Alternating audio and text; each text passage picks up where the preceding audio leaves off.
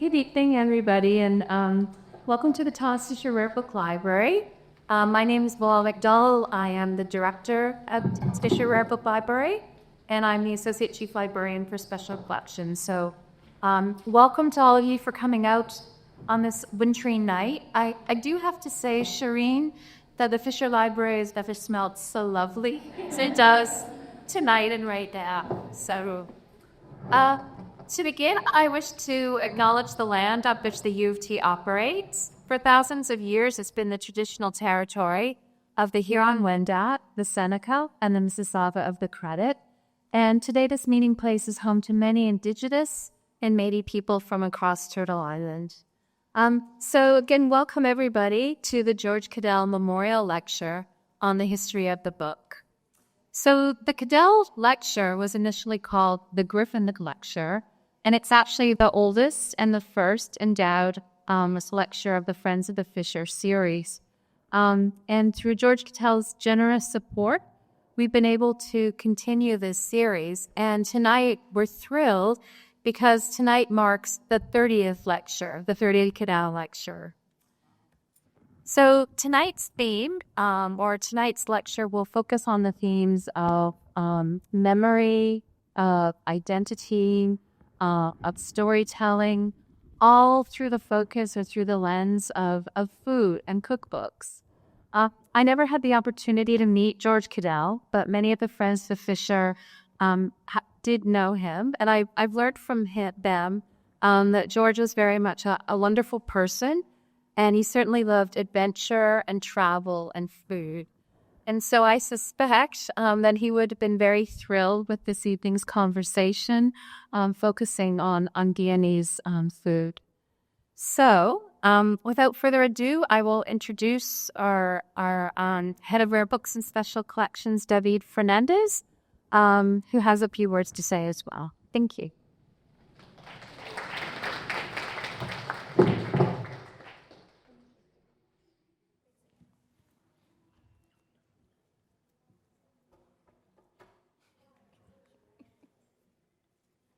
Hello, everyone. Good evening. My name is David Fernandez. I'm a librarian here and the head of the Department of Rare Books and Special Collections at the Alissa Trotz Rare Book Library.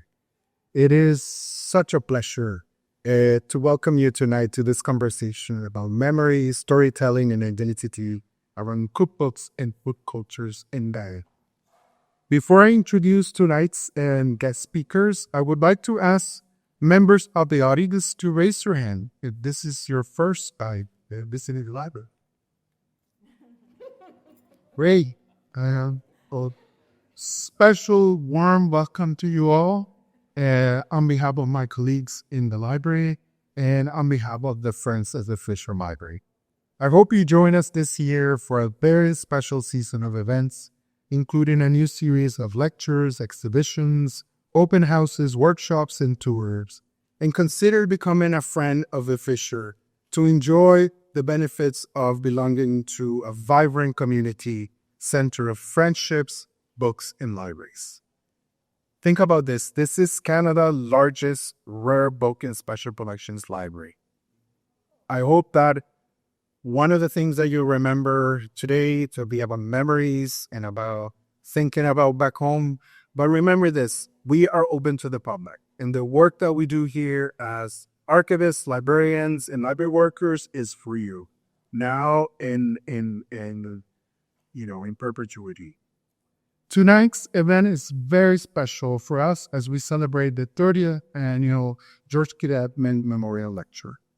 Over the last 2 decades, the Kiddell Lecture has featured prominent book historians and scholars to lecture on topics ranging from print cultures in Toronto to the operations of printing presses in 16th century England, illumination of medieval manuscripts, and the development of Cree syllabics for early printing of Indigenous languages in present Canada.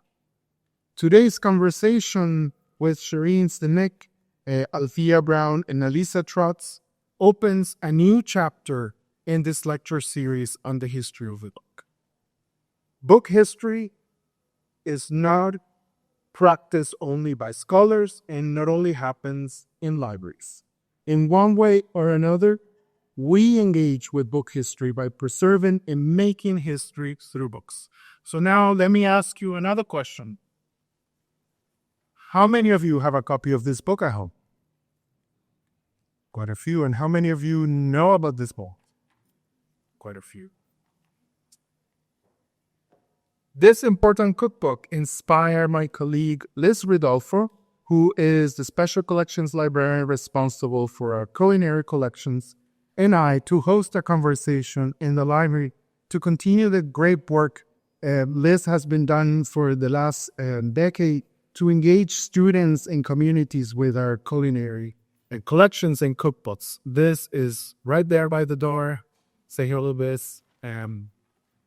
With this idea in mind, Liz and I invited Shereen, Althea, and Alissa to share their work with cookbooks and communities because we saw an opportunity to learn from the real experts and makers of cookbooks and food cultures in Guyana.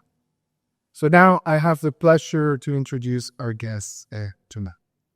Shereen's Simic is a chef and mentor who fosters community by promoting Guyana culinary's tradition in her family-run bakery in Scarborough. Opened in 2006, Shereen's Bakery and Roti Shop is a popular hub for Guyanese diaspora in the GTA. Althea Brown is a chef and author of Caribbean Paleo, 75 wholesome dishes celebrating tropical cuisine and culture, and available just outside. Folks from a different book list are here selling copies of the book. Althea is dedicated to sharing stories and recipes of traditional Caribbean and Guyanese dishes she grew up eating with her family in Guyana. And Professor Alissa Trotz of Caribbean Studies, who's also the Director of Women and Gender Studies. And her work is situated within a tradition of feminist political economy and Caribbean feminist tradition. Her current research looks at diaspora and the immunity and extractivism in Colonial Guyana. So what we're going to be doing, or they're going to be doing for the next 45 minutes, is having a conversation, and then we'll have an opportunity at the end to join that conversation. And once we do that, we'll get to enjoy the beautiful food that Shereen and her family have prepared for us. And like I said, the folks from Iman, from a different book list is outside Kapisadik. Please join me in welcoming more. Thank you, David. And you'll get your book signed by Althea, so you have to make sure you pick up a copy from Miguel. What David didn't tell y'all is that he is half Guyanese and half Venezuelan, which makes him 100% Guyanese. So yeah, personally, scholar's sake in this. I'm just going to say a few words to contextualize before I rejoin Shereen and Althea on the chair to ask them some questions. It is so wonderful to be here this evening. I realized this thing sell out long ago, not by boring academics, but the community, because I was getting texts from people in Guyana on a WhatsApp chat, and I would even go to Bishop's High School saying, "I hear you speaking in Toronto." So this actually circulated far and wide in the Guyanese diaspora. You're welcome. So glad that so many of you in the community has turned up here for the first time, and I hope it will not be the last, and that you learn to make this library a space for you as well. This Rare Books Library is actually home to the papers of the Nobel laureate from St. Lucia, Derek Walcott. It is home to the papers of the Trinidad Theatre Collection. It is home to the papers of the Jamaican poet and novelist Lorna Goodison. And it is home to the papers of the incredible historian Afua Cooper, who is my colleague in Women and Gender Studies here at the University of Toronto on the Scarborough campus. So there's all kinds of reasons to be here. I'm also really delighted that we're here to talk about food because it's such an important part of our curricula in so many units across this university. So at the Scarborough campus, for example, there's an entire food studies program. In the Caribbean Studies program, where I teach partly in New College here at the University of Toronto, we have a Caribbean foodways course. There are texts that that have food in their title, the most important of which for those of us in Caribbean studies are by the anthropologist Sidney Mintz's most famous book called Sweetness and Power, which is about a history of sugar and slavery in the Caribbean. Viranjini Muna Singh's book Kalaloo or Tossed Salad, where she uses those food terms to talk about the sort of mixing of identity in ways that shows us how foolish it is for us to imagine we're somehow separate as African and Indian people from the Caribbean. Or the more provocatively titled Gunshots in My Cook-Up by Selvin Sekou Hines, who was a kid at the high school and in my sister's class when I was at Queen's College growing up in Guyana. And even in a few weeks of Black History Month at New College where I'd based, Tazalika Ari Benta, who was a student of ours in the Caribbean Studies program, is having a book launch of her latest book, River Mumma. But her first book, Frying Plantain, is about the tensions between mothers and daughters in the diaspora, all around the whole question of food, culture, memory. And so, what we have here is thinking about the significance of food in the making of livelihoods and in the making of life. And it's really wonderful that we're doing it in relation to this incredible book, because books have a living presence in our lives, in our kitchens, and in our communities in this case. And I'm going to do this actually in 2 minutes. 7 themes here, which I hope are going to come out in the conversations we have. There's one, the way in which the food tells us who we are. Meta, pep pot, curry, palauri, cook up garlic pork. Those of you from Guyana know what I mean. The way in which it signals how we're different from each other. These arguments about whether it's really pomme de terre or golden apple or June plum, or whether you're Trinidadian or Guyanese, and whether it's curry chicken or chicken curry. But this is conversation that Jamaicans and Barbadians should have no role in because they don't know how to cook curry. It is a kind of division of labor which draws attention to women's work, which often goes unrecognized and unvalued. That's number 3. I'm already at number 4. It brings us right to diaspora. So when I first came here Christmas time, I had to go to Orion's Bakery to get aniseed bread for the pepper pot. Or we have Shereen's restaurant in Scarborough, Sybil's in Brooklyn that everybody knows. And in Queens, the Queens one is the big one that everyone knows on Liberty Avenue. The way in which it brings new audiences in. So the new National Museum of African American History and Culture has a Sweet Home Cafe that has pepper pot on their menu. And then finally, and I see my colleague, Nicole Charles in the room, and this is another conversation we want to come to, which are trying to grapple with some of the more difficult questions about our food cultures in the Caribbean that we often don't have enough honest conversations about. An overwhelming reliance on carbohydrates, which is part of the colonial legacy, and it's linked to things like diabetes and health. So how do these wonderful chefs engage with those changes and those traditions in a new context? And for Guyana, this book, What's Cooking in Guyana, what everybody knows it. I left in a rush today, so I forgot to bring my mother's copy with me. It was first published in 1973 by the Carnegie School of Home Economics with over 30,000 copies sold.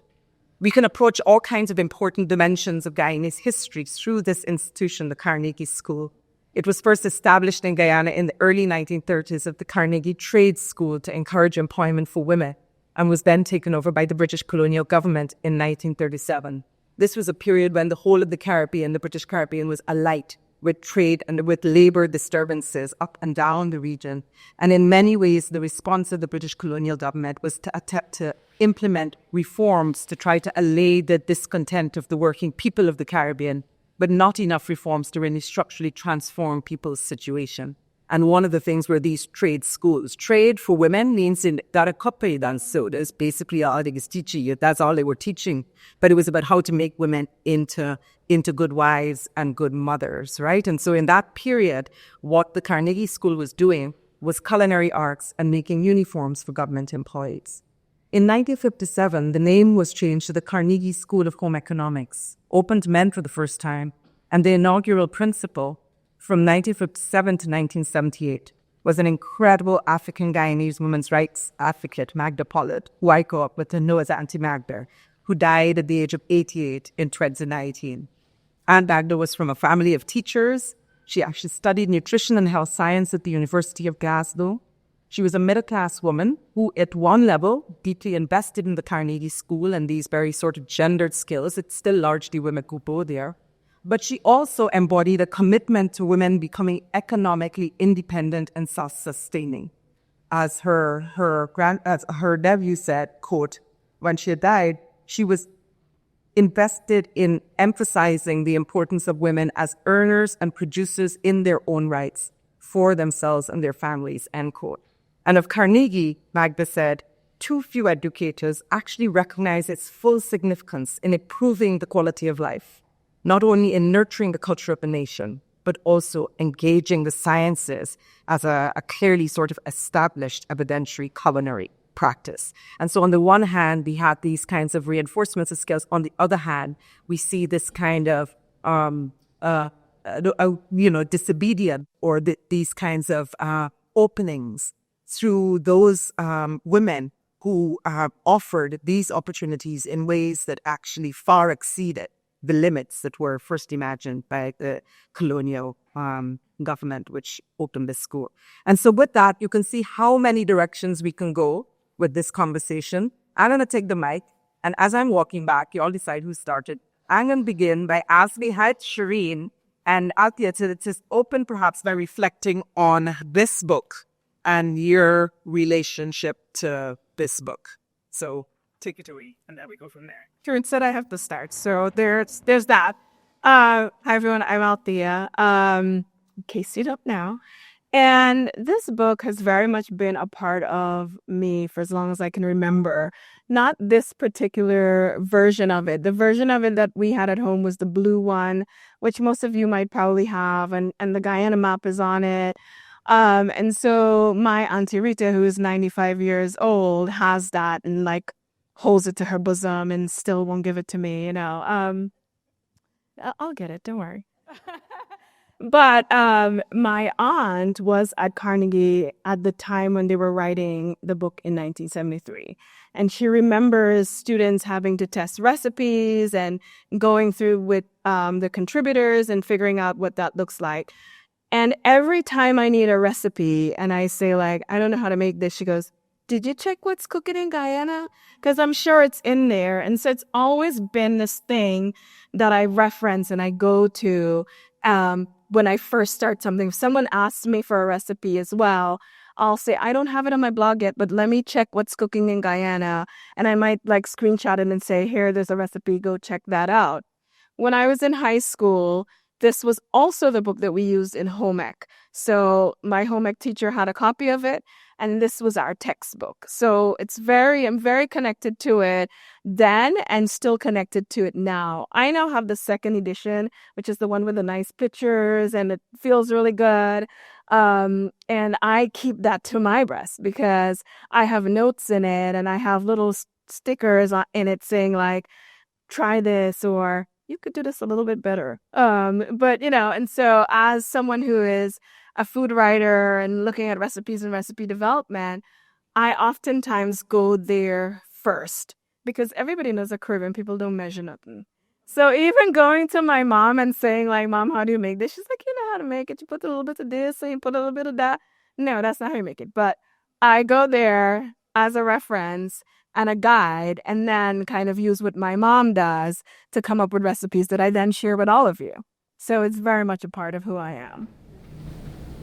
When I moved to Toronto, I would got phone call and letter for the recipe. At the end of each month, my phone bills used to be like $700 or more or $800 or more dollars back then. Then fast forward 2006. I ventured into a bakery. No recipe was available. I would pick up the phone and call. How do you make this? How do you make that? Put a little bit of this, put a little bit of that. Make it like cake. Okay. Took me about approximately 6 months. And I tested literally tests with each customer. Every recipe that I analyzed to accept it from childhood memory, from taste and smell. And so yeah, so that was everything that I have in my bakery was basically I remember bring myself back to my 6-year-old self and start creating my recipe from there. I'll share one recipe. Solara is very, very, very popular in our bakery. I remember this lady, her name was Neighbor Malign, used to come around with this basket covered with a piece of cloth, and she had all different types of cakes in it. And when you open that basket, you just have this wood smell, because the freshness sort of says, and so I went into a bakery at 3 o'clock in the morning, and I was like, Hubert, come and tell me how to make this Solara. Because I'm trying, I still wasn't satisfied with the flavor of the Solara, because it still didn't bring me back to my childhood. And 3 o'clock that morning, I made that Solara with her. I guess I was channeling her, and there worked the recipe of Solara. And that's how everything that I created in my bakery is basically from my childhood, with a little bit of help from my mother.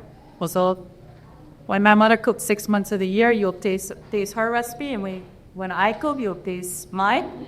Very, very close, but slightly different, because I'm going back from childhood. Excellent. This one's working, though.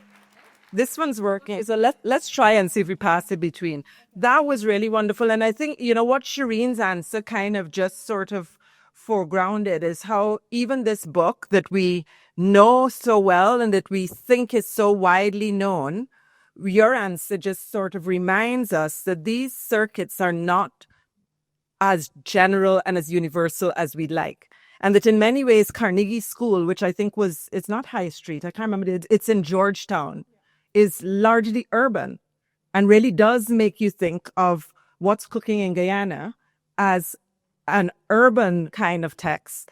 And for communities that might be rural, for women who weren't reading, who did not need to read to figure out what to put in their pot, there were other ways of figuring out what the recipes are. Please don't be shy, because people with book sense and people with common sense is two different senses, and you have so much to offer. Where you went with your story is where I want to go next, because, what Shereen's response so beautifully showed us is how these conversations are happening back and forth all the time. So my next question to you all was, can you say a bit, and you started, about the folks who you learned from, like your 6-year-old self? Was it at like Matty course? Like, where did you actually see these women? I'm going to assume it's often largely women. Where did you see these women cooking? And what do you do when the grandmother or the auntie says, because my grandmother used to say, I'm going to teach you how to make something. And then she always withholding something from you. So how do you work with that teaching, but also withholding that's such a part of our Caribbean culture?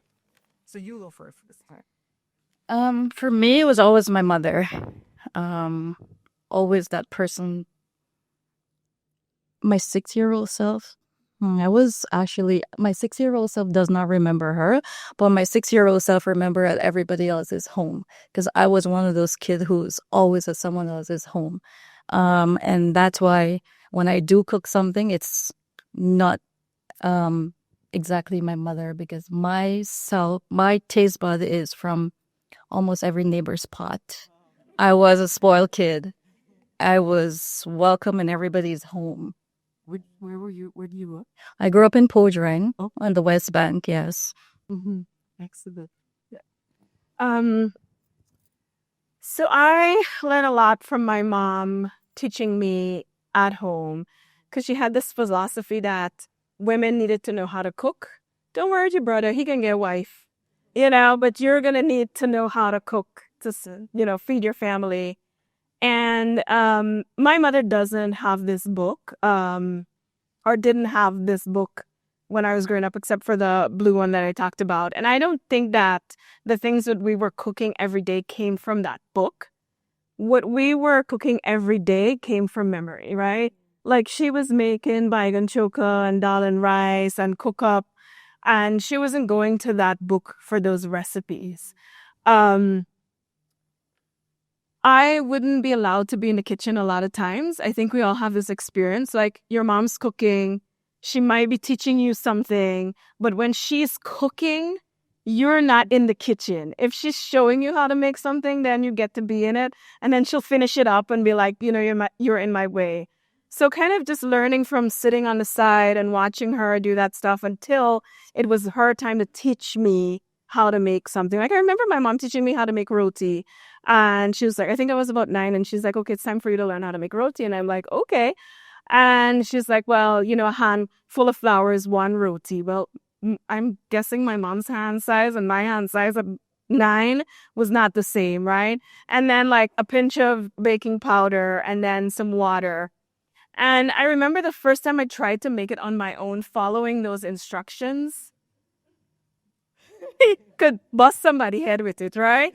And feeling like defeated that like I didn't do this thing the way my mom does it, but looking at my mom and how beautifully she's made roti. You guys have all seen my mom make roti. It's like art, right? And feeling like I really want to nail that and get to it, but there wasn't any real written down recipe for roti. I don't even think roti is in that book.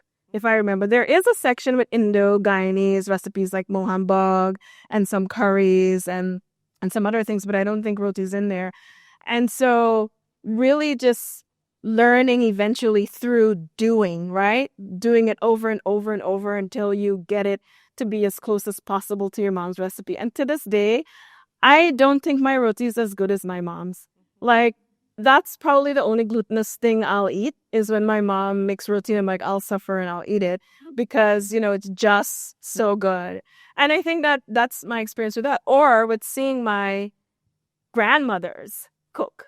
Seeing my Afro-Guyanese grandmother in her little outside baked oven, making bread every Saturday, seeing the rhythm of kneading the bread and like watching that. And I only spent August holiday with her.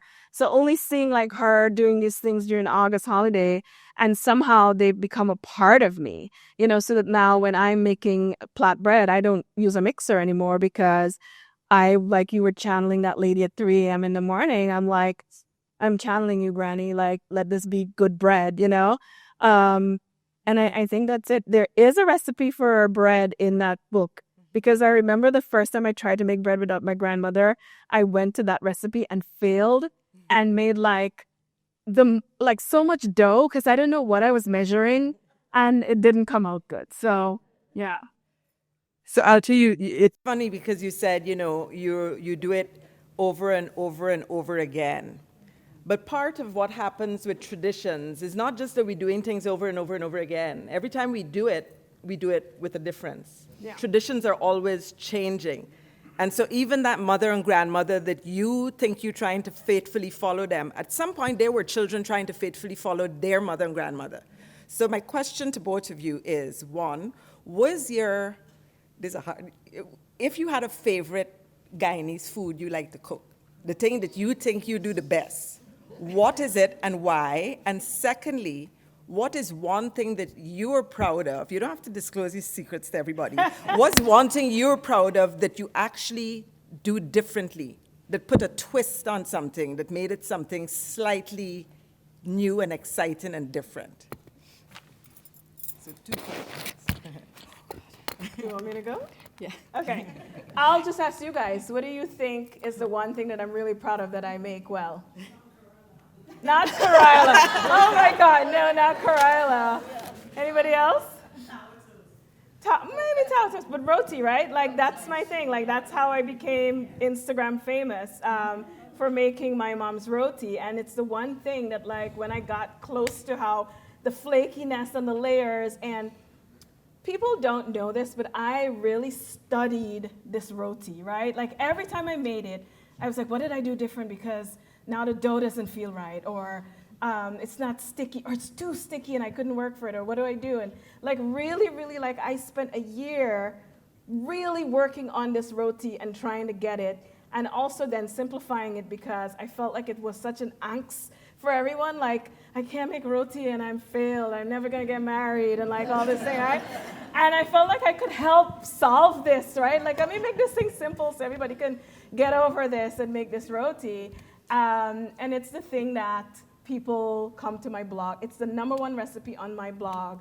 And every year, over 100,000 views, roti, right?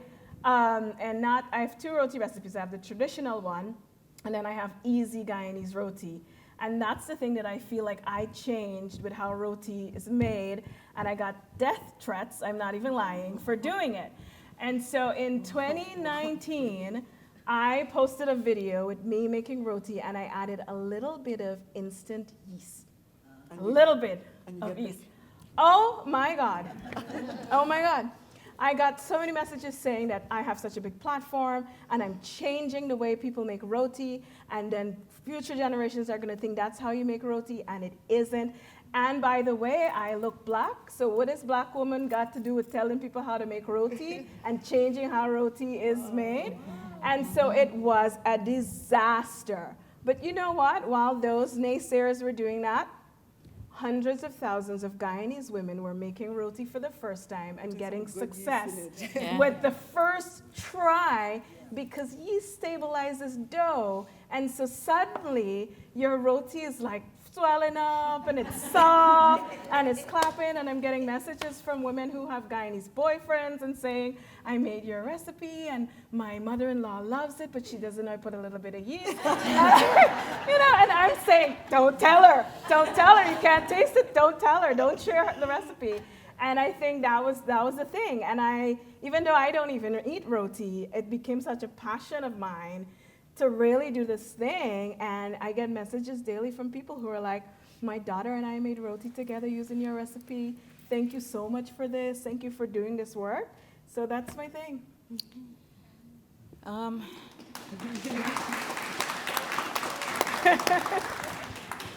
So thankfully she went first, because I was like, okay, what did I change? Because I'm at the bakery right now. We just maintain very traditional.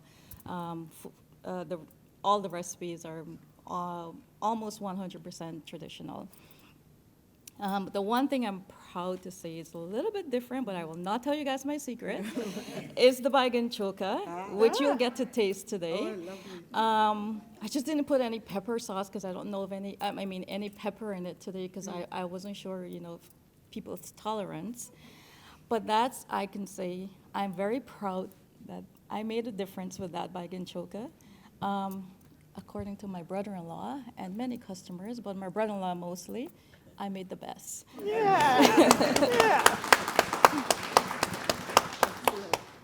Where do y'all, I guess, Althea, you're based where in? I'm in Colorado. Lord God. And you're here. So I was going to ask you, because at home is like, you grow up with certain kinds of spices. If you go down to Guyana now, my family is largely in Georgetown, so you go to Matthias, where you get all the spices in these big bags. Or, no one really uses, at least in town anymore, things like the masala stone or so. Up here, where do you get the wiri wiri pepper? And where do you get the married man pork? And when you get the curry powder, do you make your own curry powder with the spices, or do you use the saris? And do you have to go to Caribbean grocery stores still, or are you finding that increasingly some of the bigger supermarkets, depending on what part of Toronto you're in, will have, they call it like the ethnic aisle, but will have some of these things that you can use? Like, how do you do that? And do you find it expensive? Like, does it affect, how you're able to price here in Toronto first? And then I imagine for you it's a whole other story in Colorado. At the beginning, I used to go to the grocery stores. But now I have suppliers that bring it in. So we do sell it in the shop as well. So majority of our curry powders and jiras and masala comes from Guyana direct. So that's where I get mine from.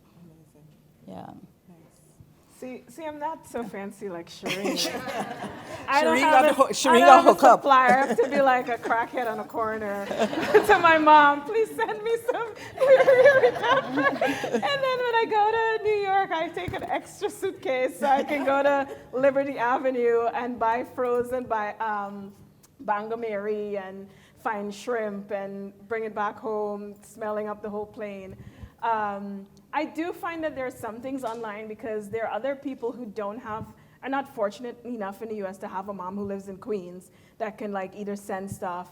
there are a few suppliers now. There's this place called All From One Supplier who will ship groceries nationwide.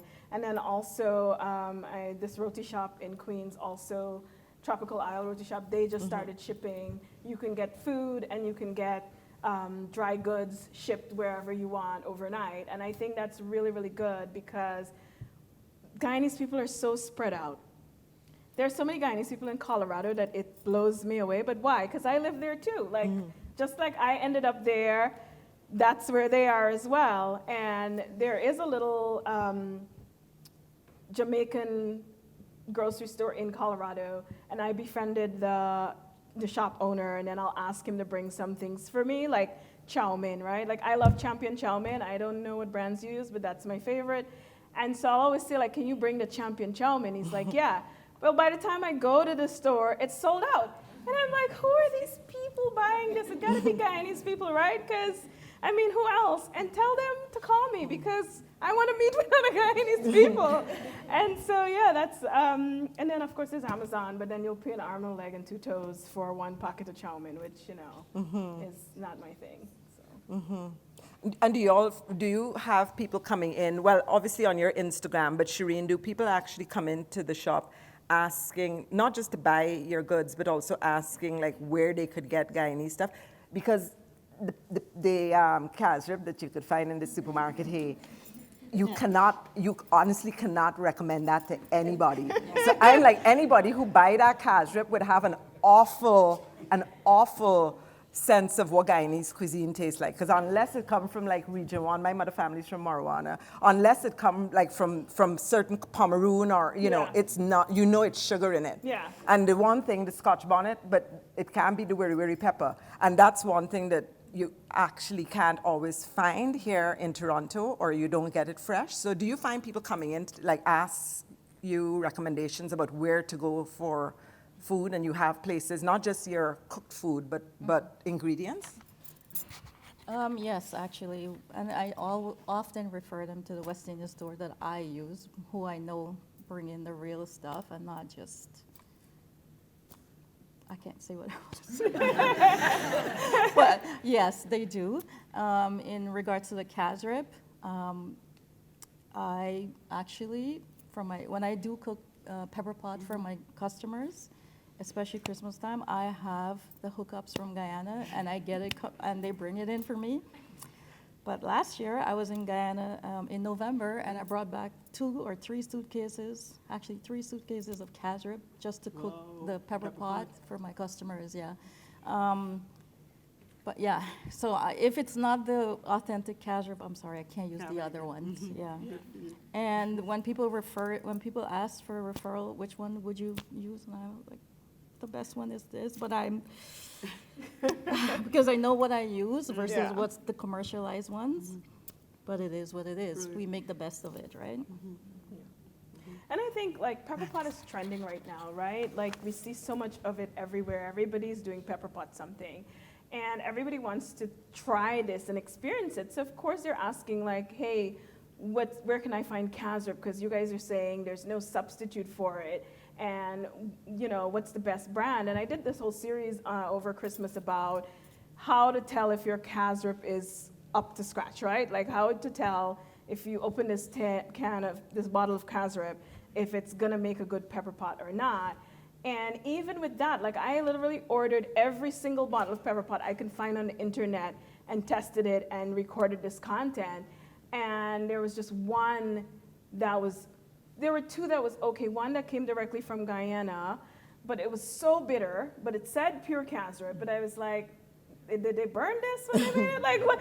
And then one that's the Dave's one, right? That was like, it had burnt sugar in the ingredients, and then it had the cassava extract, and I was like, I've actually used this before, and when you're desperate, you use what you can, and it'll make a decent pepper pot, but really you want to get it from Guyana. And I think that we want to make things commercialized, like we want to have casrib be everywhere and be accessible, but also do we really? No. Like, let's keep getting the authentic thing from where we're getting it from, because we end up with this watered down version of a dish that we hold so dearly to us. And like you said, people out there then thinking that our national dish is not as great as we think it is because they're not getting the true version of it. And so, yeah, I get messages all the time. People want to know everything that I use in my pantry. So every day I get like a ton of messages like, what brand do you recommend for this, that, and where do you get it from? Right. Nice. Yeah. And I like how Shereen talked about bringing it in November, because one of the things that you were saying, Althea, you know, growing up, pepper pot was a thing you had at Christmas. And sorrel was a thing that you had at Christmas. But now you got the dry sorrel and people want to make it all year, or you just make pepper pot when you feel like making pepper pot. And so you're right, there's something about doing it at a particular time or insisting on, like, you know, now I have to come to Scarborough, but before Scarborough, there's a Savitri in the East End who makes black pudding. And she don't make black pudding if she don't have married man pork. She's very clear. Yeah. I don't have married man pork. It's not about the money.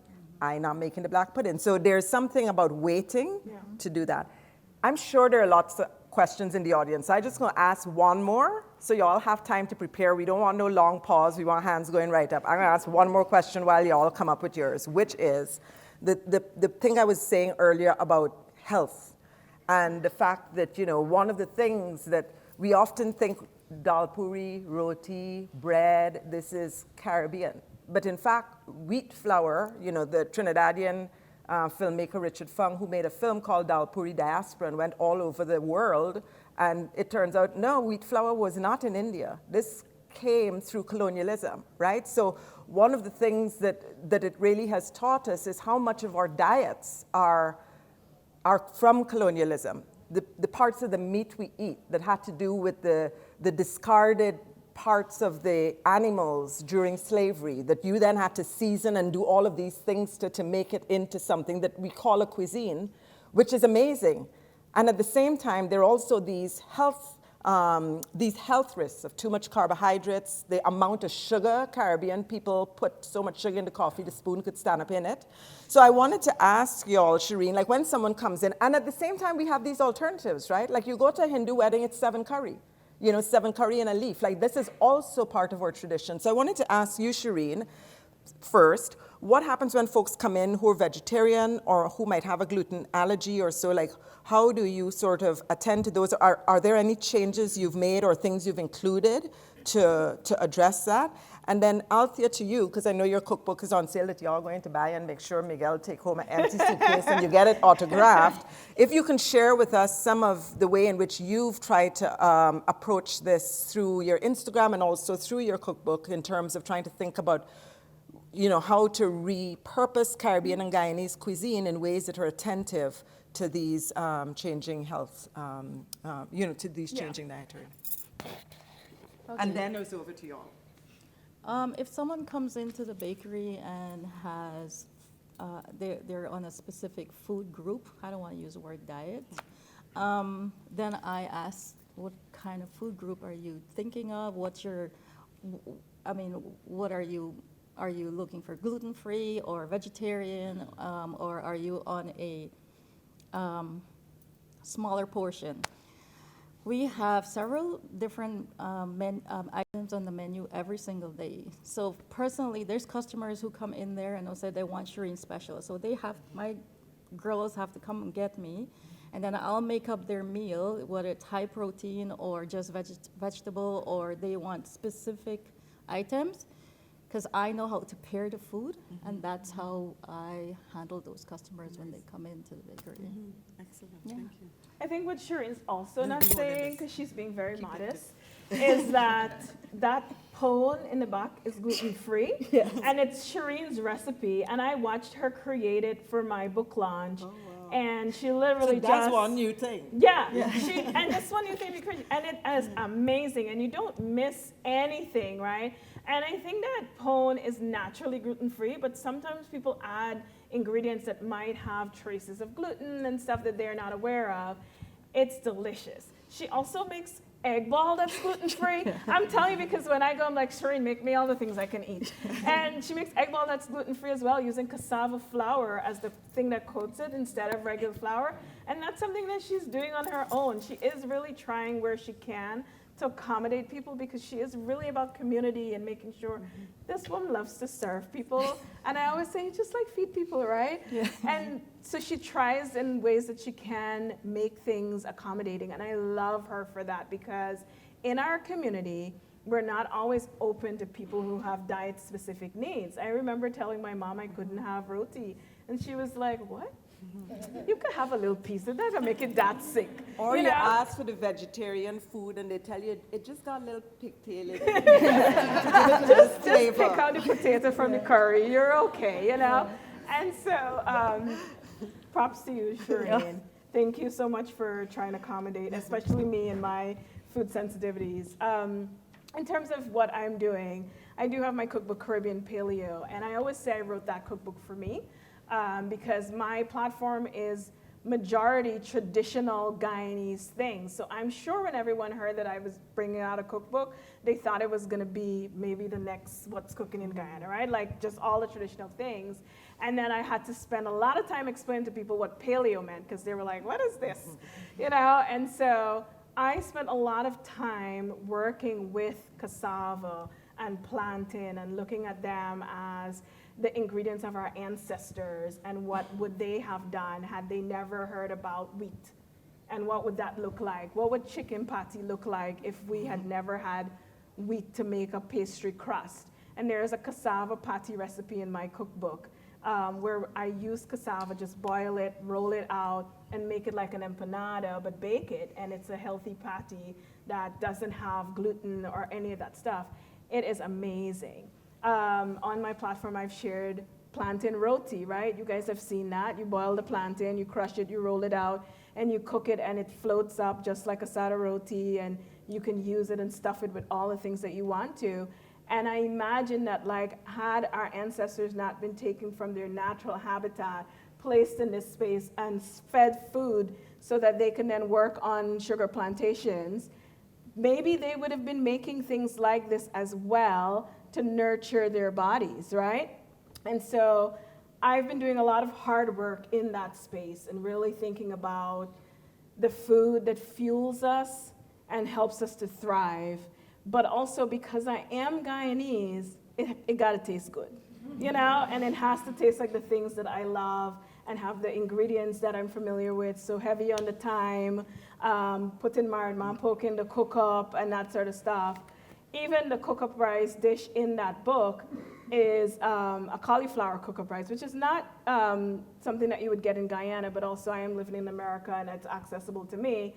But adding all of the flavors that you would put in cook-up rice and then using cauliflower instead of grain, you know, the rice grain, and still having something that's so delicious that when I made it for my dad the first time, he was like, this cook-up tastes good, girl. You know, like not even realizing that he was eating cauliflower because I never told him, you know? And so I do think it's hard work, but I think it's doable. That's excellent. That's really wonderful. And as we open up to the audience and take your hands, I mean, I just wanted to say that, you know, where you ended in terms of thinking about cassava, which is one of the healthiest carbohydrates, you know, it brings us right back to the pepper pot. I have a big matapi at home I was going to bring in, but it takes us back to our indigenous communities in the hinterland. And so, you know, Shereen began by saying she never grew up with What's Cooking in Guyana, which revealed a certain kind of urban bias in the book. This was a book produced in Georgetown for people who are red, etc. But there's also a coastal bias, right, where we ignore the fact that the indigenous peoples of Guyana's hinterland have long been using and working and continue to use and work with the cassava. We don't think about that and what we could actually learn from indigenous communities, from their practices, from their ways of making home, that have something instructive to teach us. So it's something deeply humbling about that I think is really important. I'm going to see where Can I share something? Please. So when were you in Toronto? 2023. In 2023, this woman, I hosted her. Started this whole gluten-free trend. Oh my gosh. So we had over 180 something people, packed room. From there on, are you gonna make this gluten-free? Are you gonna make this gluten-free? I'm like, oh my God, now I have to go. I'm like, okay, so every Phagwa, Diwali, or Eid, religious holidays, I often make parsad and just give it to our customers. That's something that we do on a day, on each holiday. I had to make gluten-free parsad because of her. And the people that started eating, even the ones who didn't eat gluten-free, now every year, every occasion, I have to make both, with the flour and gluten-free, because of her. So, you know, are you going to make gluten-free pawn? I'm like, oh my God. Yeah, so.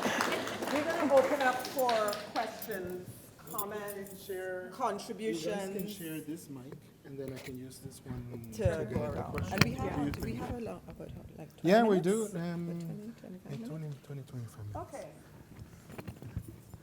Yes, and please introduce yourself. Yeah, please. Hold the console. Hi. So I don't have a question because I know both of these ladies really well. This is more of a comment for some people who probably are just getting introduced to them today. So I am originally born in Guyana, but I grew up in Jamaica. And for a lot of my life, I didn't really know much about Guyanese food. My mom, who's Haitian, did what she could, right? I grew up with roti, she did the cheese roll, all of that. But pepper pot I've never had, and that's our national dish. So the first time I actually had pepper pot was when I came here, and it was Shereen's bakery that I went to. And she made pepper pot, I tasted it, and I had to come back. Every year, it's a tradition, I have to go. And last year, I decided to make it myself, and she helped me. She gave me some of her secret, her secret kazrif. Look what she had left, she gave me some.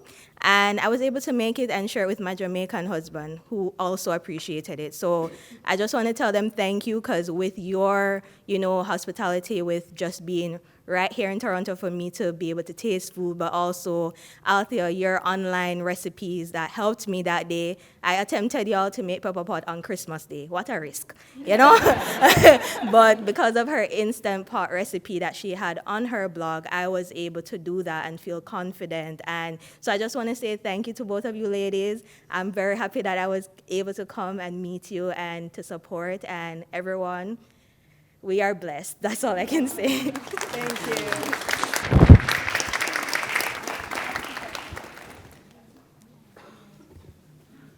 Yes.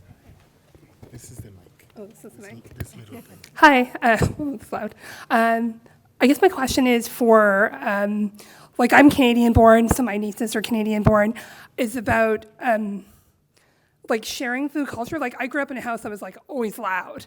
And people these kids today are like, oh my God, it's so loud. And I find, if you go to bed and somebody's cooking something, it's such a comforting sound, it's like a lullaby. I was wondering about sort of this bridge between what I would consider traditional, my mom wasn't a roti maker, she made Frisbees. So how do you, she's not embarrassed, I swear. But I wondered about how, what's the intermix between exploring Guyanese food, sort of in this modern day, because the kids are interested and they see a YouTube video, they see something on TikTok and they want to do that, but it's not traditional and I have no concept of what this new spin is. Is there ways for sort of exploring that for those that didn't have the same sort of food memories that you might have had? Yeah, I can. So I think that there's room for both. I think there's room for the traditional, for sure, because otherwise we lose that. And we don't want to lose that. And even sometimes I go back to Guyana, and that Guyana now is so different from the Guyana when I was living there. And as an outsider, it's hard to come and be like, you Patty don't look right, like that. That's not how I remember. What are you guys doing? Or the things that they're gravitating towards is changing. And I feel like we're losing some of our traditions and some of the things that were the pillars of our culinary fabric. But I do think that there is room for this modern Guyanese food. And there's this whole new generation of Guyanese people who weren't born in Guyana, but are still Guyanese people because their parents, and my kids are Guyanese. I don't care what nobody says, You can't tell Axel he wasn't born in Guyana, right? I showed him Georgetown Hospital when we went home in the summer. He was born there. by way of Colorado. And so, my kids are going to grow up having a Guyanese palate, but also wanting, pad thai or something else. And I think Dev does a lot of this, right? Like bridging the gap between the traditional and sort of the modern and what that looks like. But I think what we have to remember is where the dish came from and the intent of the dish, and hold true to that even in the remixes. And I think that's kind of how I approach that, even in my cooking, even in the saying that, like, I'm making this accessible to someone with a specific dietary need, is also holding true to what that original dish tastes like, what the intent of it was, and not bastardizing the thing, like not going so far that it doesn't even look like what the original thing was. And there are a lot of people who have a lot of gripes with that, with like, oh, you went too far, this, blah, blah, blah. But I think there's a way to do it in so that you honor what came before you make it new. Does that make sense? Yeah. Okay. When I'm cooking at home, that's where the twist comes in, because I'm cooking for my family. When I cook for the bakery, I've been warned by the customers, if you only try this or that, I won't even say what some of them say to me, I will kill you. So at the bakery, it's 100% traditional, authentic. At home, it will be Chinese influence, Serbian, because my husband is Serbian, some Persian, something else other than tradition. So at home, I have no idea what I make sometimes, but it tastes good. I wonder actually, I'm coming back to you all, but it made me wonder who the customer base is for you, Shereen, because what you were saying there travels in the other direction, right? So I used to teach a course here called The Caribbean in Toronto, Travels and Tribulations. And one of the assignments was that students had to like ride the Eglinton bus or go to a restaurant or go to a bookstore, and they had to write about its Caribbeanness. And one paper that I'll never forget was a student who was not from the Caribbean, but that student had raised their child in Ali's, which is a Trinidadian restaurant on Queen Street. And the paper was this moving meditation on Canadian food in Ali's.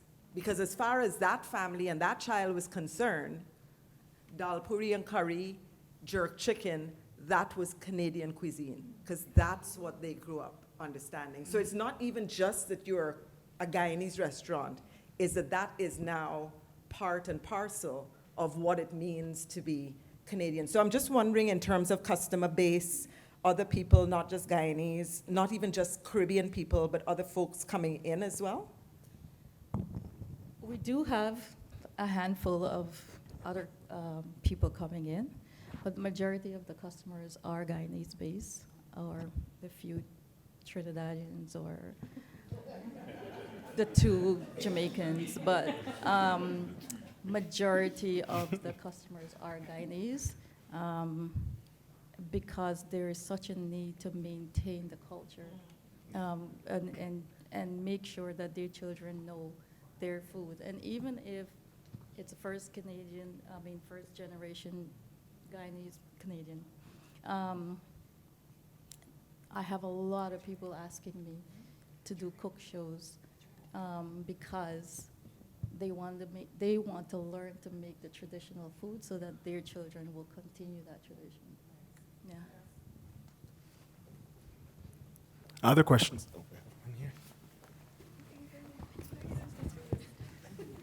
This is the I don't think I need a mic. I know them both. But my question is for both of you. In terms of our content, like our culture is diverse. As I'm Guyanese, and I always say that the beautiful thing about Guyana is that you can literally taste everything. And so having that type of diversity, how are we still staying, especially for Althea, still staying authentic within our culture with your social media content? That's a tough one. I think that for me personally, what you guys see on my platform will, I hope, always be the traditional thing, but also the authentic version of me, right? And I hope that everyone in this room feels that way. Like when you interact with me on social media, it's me, Althea, this girl that's from Camberville who, went to Bishop's and then came to the U.S., but is still this girl from Camberville, And so I think that the way that you stay authentic in what you're doing is, again, appreciating where the recipe came from and honoring that, and really being patient with yourself because there's so much buzz going on out there. And as a content creator, you want to keep up and you want to have the viral thing and you want to throw something in here and do something else, but understanding that there is a need for the traditional and the authentic and the old way, and tapping into that storytelling and that memory that someone has of their nanny or their granny making something a certain way, or even a forgotten recipe, right? A lot of times I share something, I think I shared Teacher Girl Bake or Monkey Bakes. Do you guys know that one? It's like a fritter. It's a batter and then you fry it, and it's like poor people food, but people used to make it for their little kids. And I shared that on social media, and I got a lot of hate from some people who were like, why are you always sharing all these poor people food? But then I got the people who were like, I had forgotten about that. I forgot that people used to make that. And it's so easy, and you don't need a recipe for that. I forgot that this existed. And I told a story about my sister used to make that for us when, nobody was there to cook, and she'd be like, I'm gonna go make this. And people were like, yeah, my older sibling made that as well. And so you resonate and you connect with that. And I think that's the thing, right? That's how I stay true to who I am and the recipes that I have, because I'm sharing actual parts of me and parts of my childhood. And it's the flour porridge that went viral, and then everybody said that it was the least nutritious thing I've ever posted, and why do I insist on eating like I'm still poor and in slavery, And understanding that this particular dish has a scent memory for me. When I'm toasting that flour, I'm transported back into this place where all the cousins came to hang out with my granny for the weekend, and she's making that because she got to suddenly feed 10 little kids that got dropped off for the weekend, Everybody knows, you had a time at Granny House, everybody's sleeping on the ground, right? And then offering it to my kids. I haven't made that recipe again since I made it that time and posted it and talked about it, because it's not part of my everyday, and it wasn't intended to be. It was intended to say, here's a core memory I have of something that you guys might have forgotten that used to be such a big part of who we all were. And even if you just make it once to try it and be transported, then my job is done, And so I think it's a really long way to answer your question, but yeah, I know I like talk. I think also the thing that gravitated me, at least, to your social media is that it not just brings back your memories, but you have a fun way of doing it. So it's not just oh, you were talking about it. It's oh, guys, do you remember this? And rice porridge was my thing. I started with rice porridge, and I was oh yes, my grandma made this, and it brought back a very great memory of the cousins and everything. Thank you.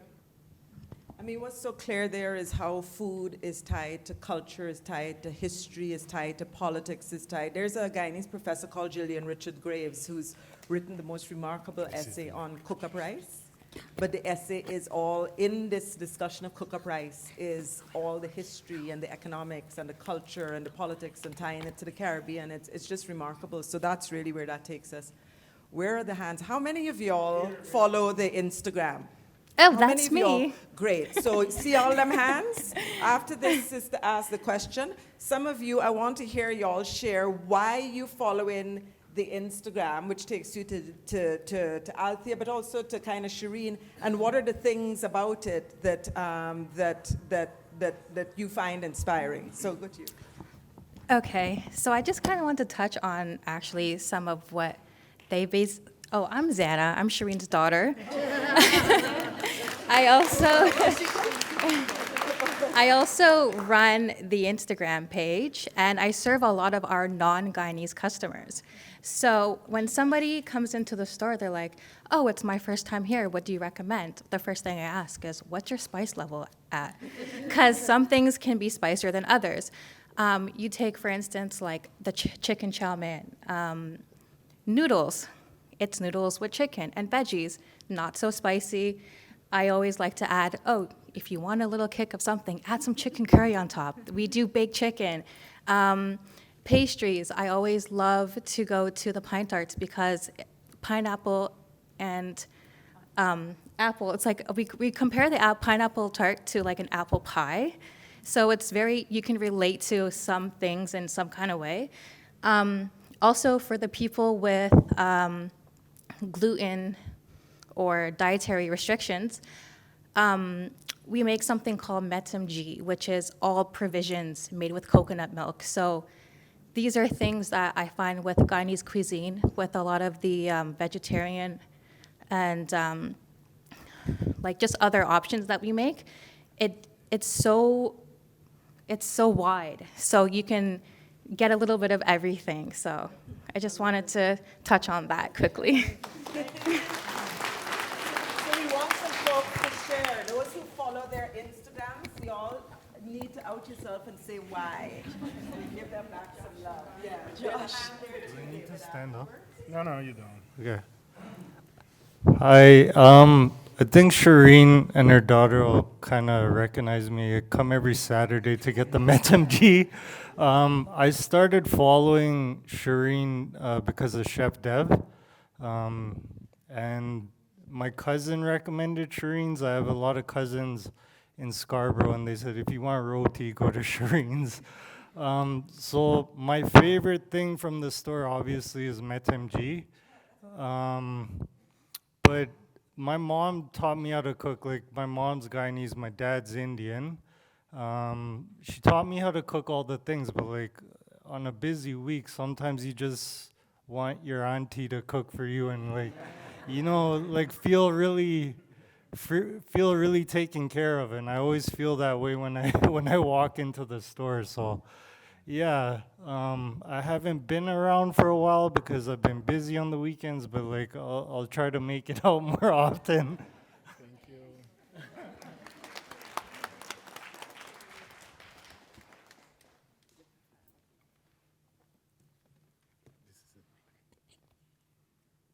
I came for the roti. I stayed for the bake. But really, my husband's godparents were Guyanese, and they didn't. I didn't try very many things, but I remember pepper pot, cook up rice, and of course the roti, which I needed to find a way to recreate, and thanks to that special recipe with a little pinch of that something special, it's, that's, I came for that, and it's just, so, it's not just the recipes, it's the family. You feel part of it. You feel like a community, and I think it's not just the recipes, it's the community that keeps me coming back.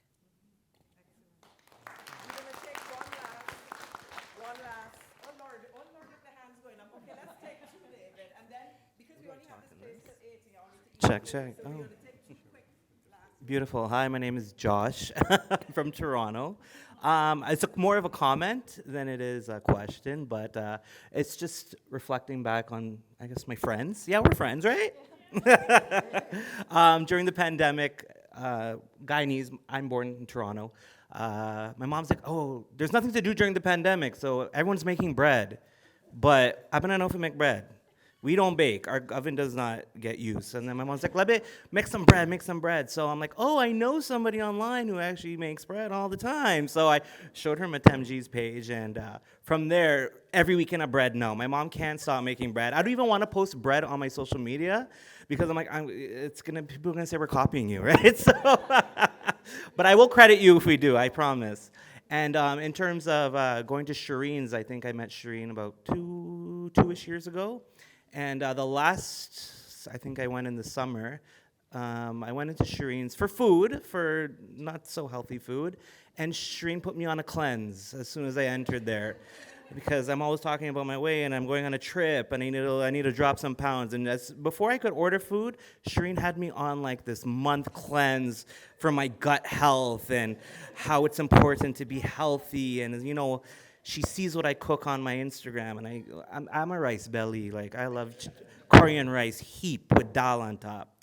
But I just want to say, you know, it's not only in person that we have a community, but it's great that you two are online and you make it very easy to reach out to you. You guys aren't stush. They will respond to you. So I just want to say I appreciate not only having you as a friend, but also you're friends to everybody, not only here, but online. And we appreciate what you do for the community. We're actually just going to take one. Oh, Lordy, waving away. We had one last question here, and then you all have to be quick though. The one thing I will say to Josh, because I actually was going to ask Shereen and Althea about whether food culture is changing in that it's not just women doing all the cooking. So Josh, you need to have your mother stop baking the bread, and you need to learn and start getting into the kitchen. Okay, good. Very quickly. Okay. My name is Azaz, and I met Althea online maybe 2 or 3 years ago. I'm Nigerian, new Canadian, and really love exploring connections across cultures and cuisines. And so really enjoyed a lot of her work. And she came to Toronto a couple of years ago, and I came. It was at Shereen's, and I had the cassava pone. And I had read about it online. Cassava is a common ingredient in Nigerian cuisine, and I couldn't stop thinking about it. 3 weeks, I live in Mississauga. 3 weeks later, I called Shereen's Bakery, and I was like, oh, I'd love to come in. And I tried to describe what I wanted, and I went in, and I was emotional because I met Shereen, I met her daughter, and she treated me like a younger sister. She sent me home with food that my son and I ate for about a week. And it's just amazing. I got my cassava pone that she made specially for me, and she kept the corner pieces, which are like my absolute favorite. And I've gone a second time, and my son doesn't have a great memory, but he remembers everything we've had from Shereen. So I just want to say thank you to both of you, and I'm so glad there's pone today. Thank you. Gentlemen, even like on the verge of asking questions one night.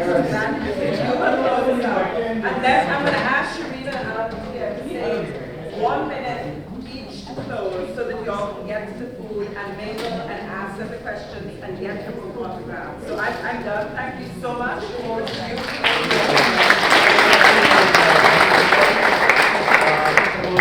Not far away, Instagram and WhatsApp and everything. When I came to this country in 2006, I met her and she became family to me and my wife.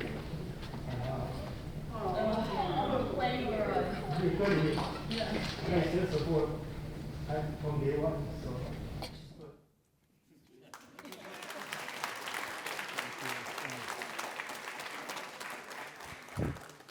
Thank you, everyone, for joining us tonight. We have time until 8. Please enjoy the food. We get a chance to ask questions. Again, thank you so much for joining us.